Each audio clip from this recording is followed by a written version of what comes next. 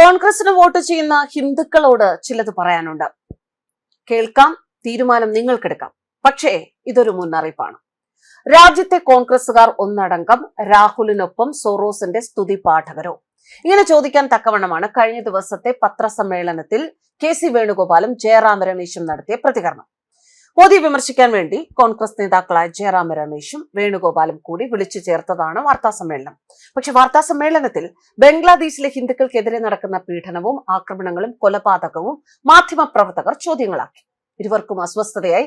അവിടെ ശ്രദ്ധിക്കേണ്ട ഒരു സംഗതിയായി ചൂണ്ടിക്കാട്ടാവുന്ന ഒരു വസ്തുത, ഇന്ത്യയിൽ ഒരു മുസ്ലിം ആക്രമിക്കപ്പെട്ടാൽ, ഒരു പ്രശ്നമുണ്ടായാൽ അവിടെ പ്രതികരണവുമായി എത്തുന്ന കെ.സി. വേണുഗോപാൽ പ്രതികരിച്ച് നമ്മൾ കണ്ടിട്ടുണ്ട്.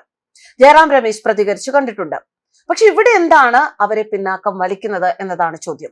സോറോസ് അജണ്ടയാണ് ബംഗ്ലാദേശിലും നേപ്പാളിലും ഒക്കെ നടക്കുന്ന കലാപങ്ങൾ എന്ന സൂചനകളും റിപ്പോർട്ടുകളും പുറത്തു വരുമ്പോഴും പ്രതിപക്ഷ നേതാവ് സോറോസിന്റെ ചെരുപ്പ് നക്കി നടക്കുമ്പോഴും ഈ വിശകലനത്തിൽ തെറ്റു പറയാനാവില്ല. ഇവർ ഉടനെ വാർത്താ സമ്മേളനം അവസാനിപ്പിക്കുകയായിരുന്നു. ബംഗ്ലാദേശിലെ ഹിന്ദുക്കൾക്ക് നേരെ ജമാഅത്തെ ഇസ്ലാമി ഉൾപ്പെടെയുള്ള ഇസ്ലാമിക മതമൗലികവാദികൾ നടത്തുന്ന ആക്രമണത്തെക്കുറിച്ച് ചോദിച്ചപ്പോൾ ഒരു അക്ഷരം പറയാതെ പൊട്ടാൻ കളിക്കുകയായിരുന്നു ജയറാം രമേശും കെ.സി. വേണുഗോപാലും. എന്നാൽ ഇതിന്റെ വീഡിയോ കണ്ടാൽ അറിയാം, ഈ വീഡിയോ പങ്കുവച്ച ദില്ലിയിലെ ചില മാധ്യമ പ്രവർത്തകർ പ്രതികരിച്ചത് ഇങ്ങനെ തന്നെയാണ്, ഈ ഒരു അർത്ഥത്തിൽ തന്നെയാണ്. മാധ്യമ പ്രവർത്തകൻ പ്രദീപ് ഭണ്ഡാരി ബംഗ്ലാദേശി ഹിന്ദുസ് എന്ന ടാഗ് ലൈനിൽ ഈ വീഡിയോ എക്സിൽ പങ്കുവച്ചിട്ടുണ്ട്. ഇതിൽ മാധ്യമ പ്രവർത്തകന്റെ ചോദ്യത്തിൽ വളരെ അസ്വസ്ഥരാകുന്ന ജയറാം രമേശിനെയും വേണുഗോപാലിനെയും കാണാം. രണ്ടുപേരും അസ്വസ്ഥരായി എഴുന്നേറ്റ് സ്ഥലം കാലിയാക്കി. നേരെ മറിച്ച് ഇന്ത്യയിൽ ഏതെങ്കിലും മുസ്ലിമാണ് ആക്രമിക്കപ്പെടുന്നതെങ്കിൽ എപ്പോഴും പ്രതിഷേധവുമായി ഓടിയെത്തുന്നവരാണ് വേണുഗോപാലും ജയറാം രമേശും രാഹുൽ ഗാന്ധി. ബംഗ്ലാദേശിൽ നിരവധി ഹിന്ദുക്കൾ അതിക്രൂരമായി കൊല ചെയ്യപ്പെട്ടു. 18-ന് 25-നിടയിലുള്ള നൂറുകണക്കിന് ഹിന്ദു പെൺകുട്ടികൾ അവരുടെ വീടുകളിൽ നിന്നും അപ്രത്യക്ഷമായിരിക്കുന്നു. നിരവധി ഹിന്ദു സ്ത്രീകളോട് മതപരിവർത്തനം ചെയ്യാൻ ആവശ്യപ്പെട്ട് അക്രമികൾ വീടുകളിൽ എത്തുന്നത് വരെയുള്ള വാർത്തകൾ പുറത്തു വരുന്നുണ്ട്. എന്നാൽ ഒരു കോൺഗ്രസ് നേതാവും ഇതുവരെയും ഇതിനോട് പ്രതികരിച്ചിട്ടില്ല. ഇപ്പോൾ ഇതുമായി ബന്ധപ്പെട്ട മുൻ സൈനികനും ഇൻഫ്ലുവൻസറുമായ ഭാസ്കരൻ നായർ അജയൻ എഴുതിയ ഒരു കുറിപ്പ്, ആ കുറിപ്പ് നമുക്ക് വായിക്കുമ്പോൾ കാര്യങ്ങൾ ഏറെക്കുറെ ഏകദേശം നമുക്ക് ഒന്നുകൂടി വ്യക്തമാവും. ആ കുറിപ്പ് വായിക്കാം.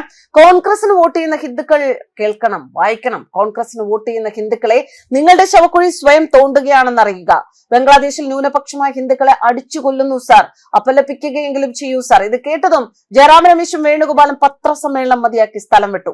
ബംഗ്ലാദേശിലെ തീവ്രവാദികളായ മുസ്ലിങ്ങൾ ഹിന്ദുക്കളെ മതനിന്ദ ആരോപിച്ച് അതിക്രൂരമായി കൊല്ലുന്നതിനെതിരെ പ്രതികരിക്കാൻ പത്രലേഖകർ പറഞ്ഞപ്പോൾ പത്രസമ്മേളനം മതിയാക്കി സ്ഥലം വിടുന്ന ജയറാം രമേശും കെ.സി. വേണുഗോപാലും.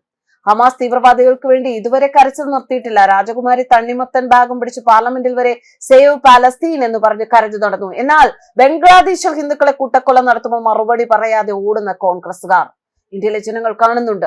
അടുത്ത തിരഞ്ഞെടുപ്പിൽ ഫലം പ്രഖ്യാപിച്ചു കഴിയുമ്പോൾ രാഹുൽ ഗാന്ധിക്ക് വോട്ടിംഗ് മെഷീൻ ഹാക്കിംഗ്, വോട്ട് ചോരി എന്നിവ ഉപയോഗിക്കാൻ ഇനിയും ജന്മം ബാക്കി. പഴി കേൾക്കാൻ ചീഫ് ഇലക്ഷൻ കമ്മീഷണറും. ഇങ്ങനെയാണ് അദ്ദേഹം തന്റെ കുറിപ്പ് അവസാനിപ്പിക്കുന്നത്. എന്തായാലും ഈ കുറിപ്പും ഈ വാർത്തയും ഈ വീഡിയോയും കൂടി ചേർത്ത് വെച്ച് കാണുമ്പോൾ ഏറെക്കുറെ കേരളത്തിലെ ഇന്ത്യയിലെ ഹിന്ദുക്കൾ, കോൺഗ്രസിന് വോട്ട് ചെയ്യുന്ന ഹിന്ദുക്കൾ മനസ്സിലാക്കാൻ സാധ്യതയുണ്ട്. പക്ഷെ അവർക്ക് അപ്പോഴും നേരം വെളുക്കില്ല എന്നതാണ് കഷ്ടം. എപ്പോഴും രാഷ്ട്രീയം എന്ന് പറയുന്നത് ജനങ്ങൾക്ക് ആവശ്യം തന്നെയാണ്. ഓരോ രാഷ്ട്രീയ പക്ഷത്തു നിന്ന് ചിന്തിക്കാം. പക്ഷേ രാഷ്ട്രീയം ആർക്കൊപ്പം എന്നതുകൂടി ചിന്തിക്കാനുള്ള വിവേചന ബുദ്ധി ഓരോ ജനങ്ങളും കാണിക്കണം, ഓരോ പൗരനും കാണിക്കണം. അവിടെയാണ് രാഷ്ട്രീയത്തിന്റെ ആശയങ്ങൾ വ്യത്യസ്തമാകുന്നതും ആ രാഷ്ട്രീയം രാഷ്ട്രത്തിനു വേണ്ടി ഉതകുന്നതും. ന്യൂസ് ഡെസ്ക് കർമ്മ ന്യൂസ്.